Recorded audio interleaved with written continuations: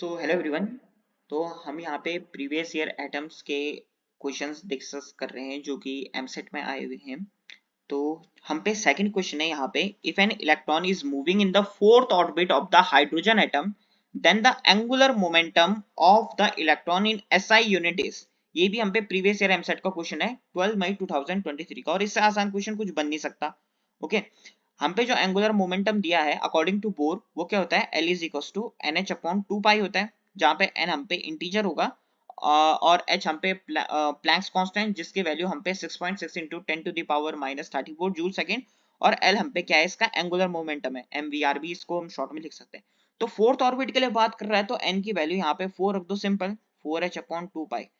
तो 4h upon two पाई कितना हो जाएगा हम पे 4, और तो ये हो जाएगा हम पे 2h अपॉन पाई। तो इस क्वेश्चन का राइट आंसर क्या आ गया, option number B. Thank you.